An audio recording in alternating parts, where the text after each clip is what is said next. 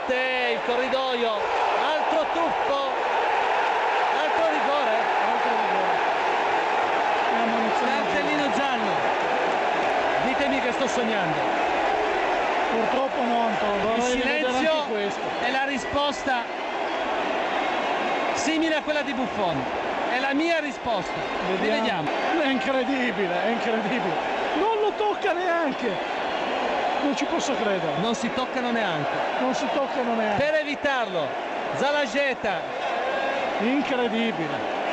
Questo è il bello del fuso orario New York-Napoli, perché voi adesso vi state svegliando e io sto andando a dormire, ma è difficile andare a dormire perché ci sono una serie di valutazioni. Avete visto questo episodio? È incredibile, non lo tocca nemmeno.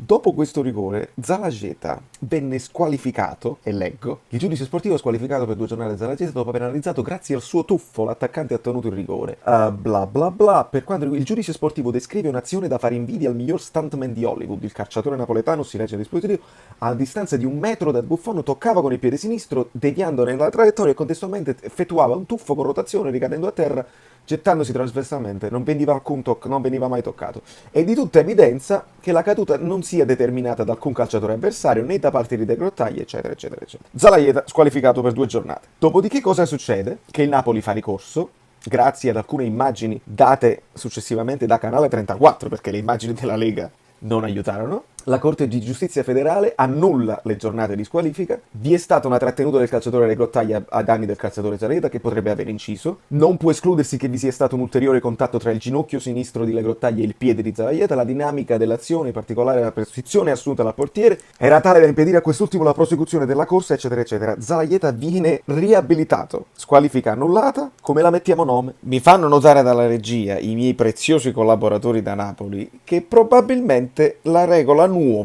è stata introdotta successivamente, noi qua parliamo di 11 anni fa, che è stata introdotta questa regola nuova del tentato sgambetto. Tentato fallo, si chiama il fallo e si espelle. Adesso che vi siete inventati l'intenzione di sgambetto oppure il tentativo di sgambetto o il tentativo di fallo, adesso ogni volta che uno cerca di prendere pallone o gamba e non lo prende, c'è comunque il tentativo di fallo e cacciamo i cartellini rossi. Ditemi se questa è la situazione qua. Un amico mi ha consigliato il dono della sintesi. Il dono della sintesi è il fallo fischiato a Bonucci quando si scontra con Bernardeschi. Quello è il dono della sintesi, perché tu lì capisci che a prescindere se c'è un dubbio, se c'è una cosa strana, meglio che lo dai alla Juve, perché la situazione qua è così. Rocky è 1 anno, ultima partita arbitrata alla Juve, Juventus-Napoli 0-1, arbitrata bene, con 2 cartellini gialli nella stessa azione ai danni della Juve. Rocky non arbitra più la Juve. Vogliamo ancora parlare di Insigne che la doveva tirare nell'altro angolo? Vogliamo parlare di Malqui che non doveva fare quel passaggio rischioso? Lo possiamo fare,